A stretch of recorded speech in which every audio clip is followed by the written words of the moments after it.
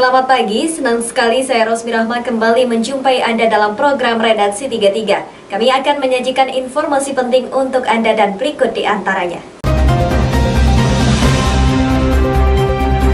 Kita awali Redaksi 33 edisi kali ini. Antisipasi kelangkaan bahan bakar minyak dan gas LPG jelang libur Natal dan Tahun Baru, Pertamina Kalimantan telah menyediakan stok hingga pelosok terluar. Berikut informasinya.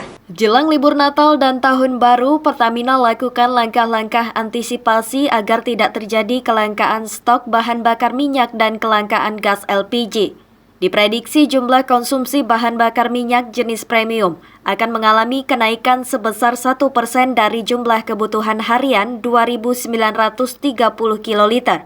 Petralet mengalami kenaikan 2% dari jumlah konsumsi normal harian 3.101 kiloliter. Pertamax mengalami kenaikan 1% dari konsumsi normal harian sebesar 584 kiloliter per hari. Untuk konsumsi gas oil seperti Solar, Dexlite, dan Pertamina Dex secara umum mengalami penurunan sebesar 2,3%. Mengacu pada data Nataru 2019, namun kebutuhan akan gas oil tetap disiagakan sesuai kebutuhan. Sementara untuk kebutuhan LPG diprediksi akan naik sebesar 5% dari rata-rata stok normal bulanan 1.657 metrik ton. Dan penambahan LPG 3 kg telah dilakukan sejak 2 minggu terakhir. Kawan sekalian, dalam rangka menghadapi Natal dan Tahun Baru ini, Pertamina Marketing Operation Region 6 kita melaksanakan beberapa langkah ya dalam rangka memastikan pelayanan masyarakat berjalan dengan baik dan aman.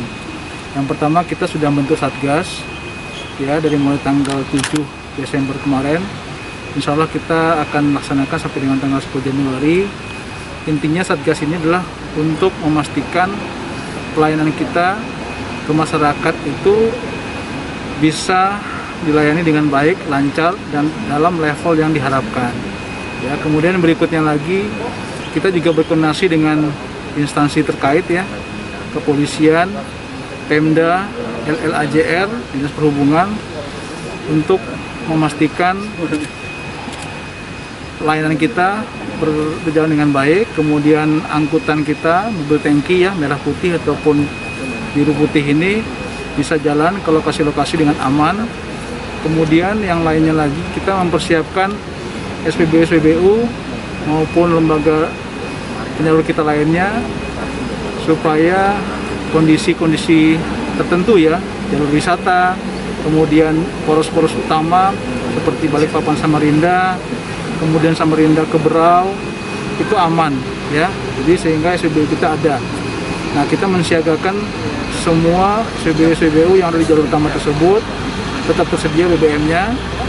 Kemudian masyarakat juga yang lalu lalang dalam rangka wisata, mengunjungi keluarga, kemudian juga dalam rangka beribadah, itu bisa beribadah berpindah kota dengan baik, tentunya dengan ketersediaan BBM dan juga LPG yang di masyarakat. Dengan adanya upaya penambahan stok baik BBM dan LPG, diharapkan tidak terjadi kelangkaan di masyarakat pada perayaan Natal dan Tahun Baru mendatang. Dari Balikpapan, Muhammad Idris, tim Kaltim TV.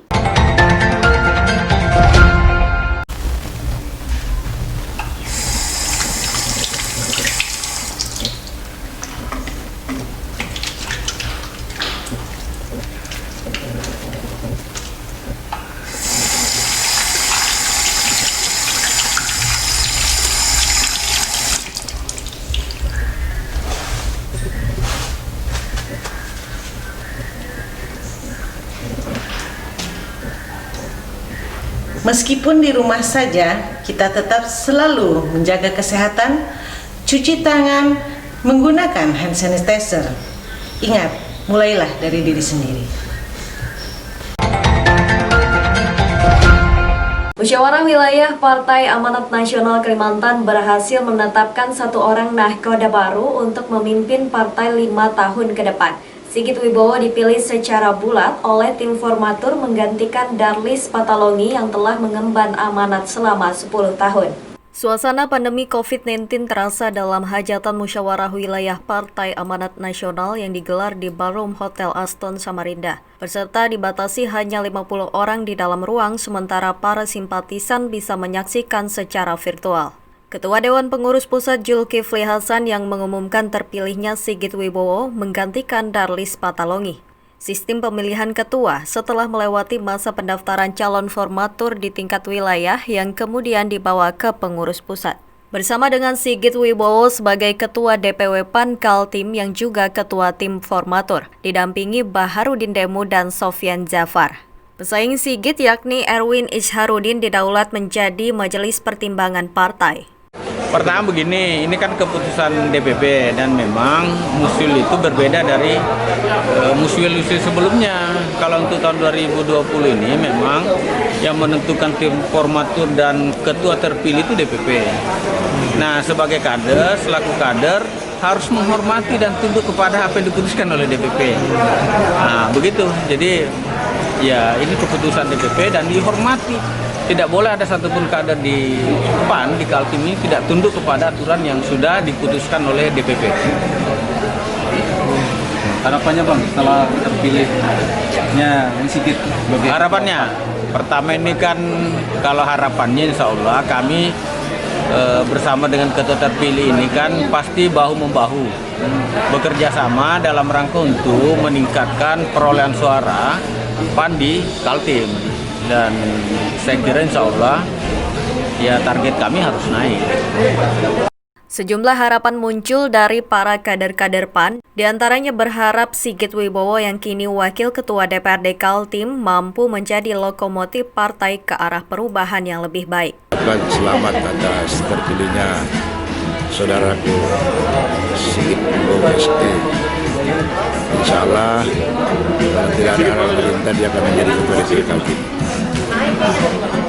Yang jelas harapan-harapan kami sebagai kader maupun sebagai pengurus sekaligus sebagai anggota DPRD Provinsi Kaltim agar supaya konsolidasi ditingkatkan. Untuk infrastruktur partai itu sangat dibutuhkan di masa-masa. Sementara Darlis Patalongi yang menjadi ketua PAN selama 10 tahun diminta oleh Ketua Umum Zulkifli Hasan menjadi pengurus partai level pusat. Tim Kaltim TV Hardin melaporkan.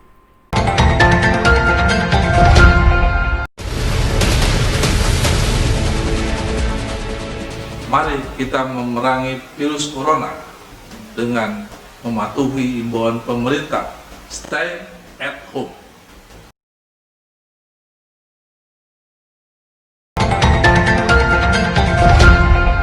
Badan Narkotika Nasional Kota Balikpapan sepanjang tahun 2020 mengungkap sebanyak 8 kasus narkoba dengan tersangka 9 orang. Berikut informasinya. Bertempat di Aula BNN Kota Balikpapan pada Selasa pagi, Kepala BNNK Kota Balikpapan mengumumkan pengungkapan sepanjang tahun 2020. Dalam tahun ini sebanyak 8 kasus peredaran narkoba berhasil diungkap dengan jumlah tersangka 9 orang. Jumlah pengungkapan kasus sendiri jauh menurun dibandingkan dengan tahun 2019 silam, hanya saja untuk jenis narkotika yang berhasil diungkap berbagai jenis. Berbeda pada tahun sebelumnya, hanya jenis sabu-sabu. Kepala BNNK Balikpapan mengatakan pada tahun 2020, semua tersangka hanya pria dan sudah memenuhi target yang ada, di mana target yang diberikan hanya 4 kasus saja. Namun BNNK mampu mencapai 8 kasus pengungkapan narkoba di Kota Balikpapan. Kegiatan yang kami lakukan diantaranya adalah mulai dari pemberantasan dulu, karena pemberantasan itu biasanya yang banyak diminati. Jadi saya jelaskan bahwa seksi pemberantasan BNNK Kota Balikpapan telah melakukan 8 kasus dengan tersangka 9 orang, semuanya laki-laki tahun ini. Kalau tahun lalu ada perempuan, tahun ini tidak ada. Ini sebenarnya melebihi target. Kami hanya target 4, ini adalah 100% lebihnya. Karena kami bisa melakukan efisiensi anggaran sehingga bisa tercover 8 kasus. Kalau melihat jenis barang bukti, mungkin barang buktinya tidak sebanyak tahun 2019 yang lalu, 2020 ini cuma bervariatif. Rekan-rekan bisa melihat di sini kami sudah ada mengungkap ekstasi sekian banyak, juga ada tembakau sintetis. Kalau tahun dulu hanya kita jenis sabu-sabu.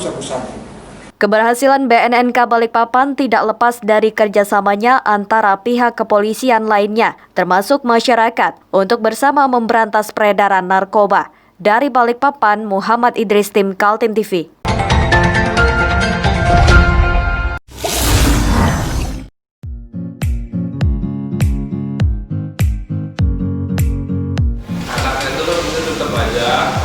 Cara mudah beriklan digital di Kaltim TV.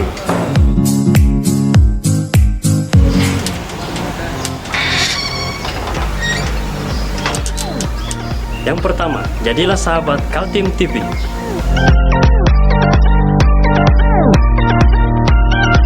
Dengan Rp1.000.000, para sahabat mendapat 20 kali tayang di slot berita kamu.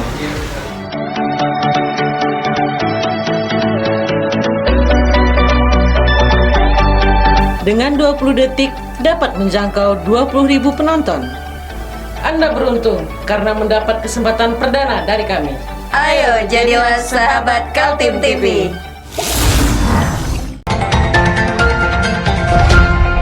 Kita beralih ke informasi selanjutnya. Sejumlah harapan muncul agar Partai Amanat Nasional Kalimantan Timur di bawah nakoda baru Sigit Wibowo membawa arah baru pada masa jabatan 5 tahun ke depan.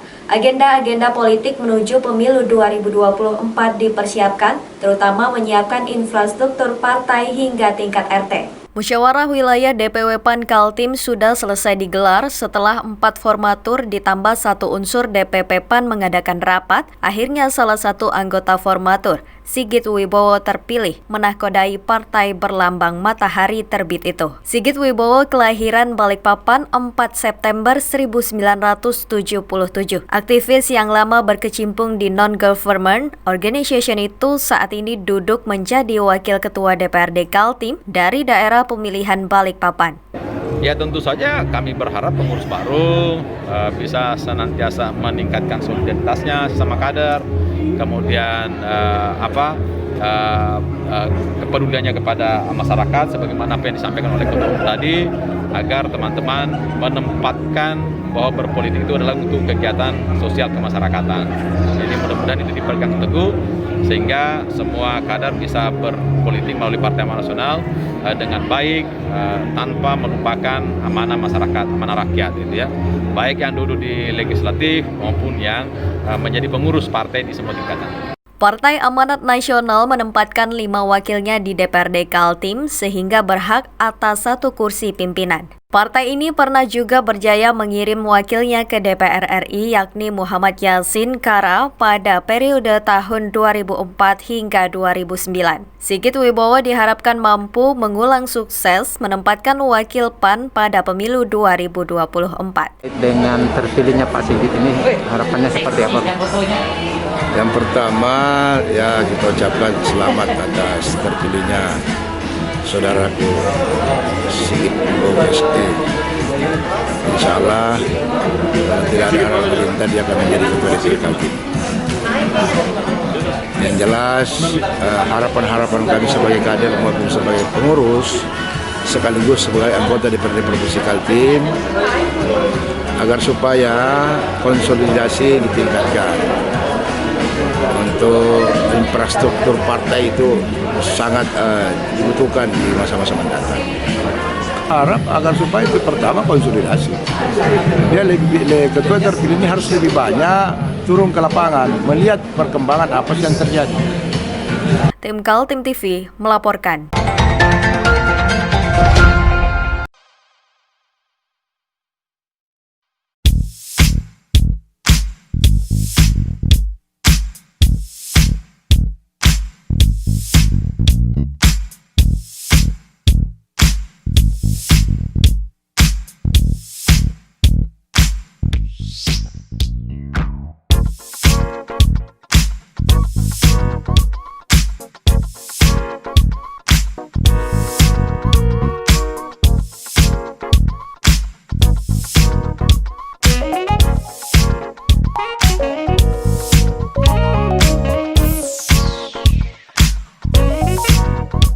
Tahun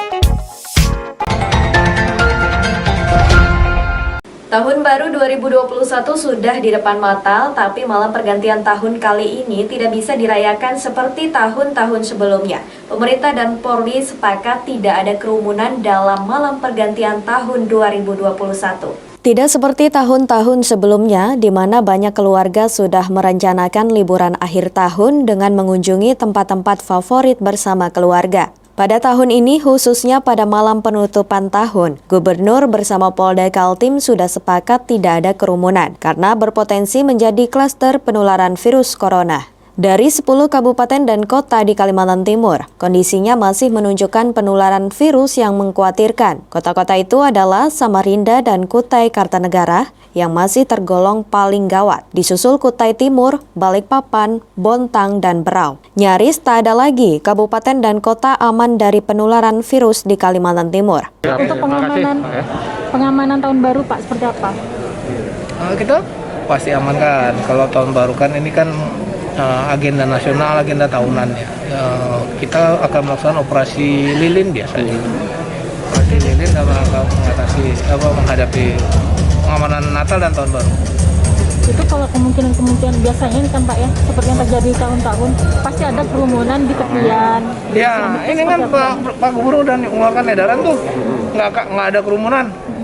Kalau bisa tempat-tempat hiburan itu juga tidak menggunakan kegiatan-kegiatan yang mengakibatkan kumpulnya massa. Nah, surat edaran itu aja dilaksanakan. Nah, kita ikut mendisiplinkan itu. Berarti langsung ada pembubaran Pak ya? Pembubaran ya, kalau sudah mengumpul. Angka penularan virus corona di Kaltim menurut rilis tanggal 7 Desember dari Satgas COVID-19 menyebutkan kumulatif se-Kaltim yang pernah terinfeksi virus sudah mencapai 21.107 orang. Kemudian sebanyak 17.933 sembuh dan jumlah pasien positif meninggal dunia 611 orang. Saat ini kasus aktif yang masih menunggu proses penyembuhan ada 2.563 pasien. Tim Kaltim TV, Hardin, melaporkan.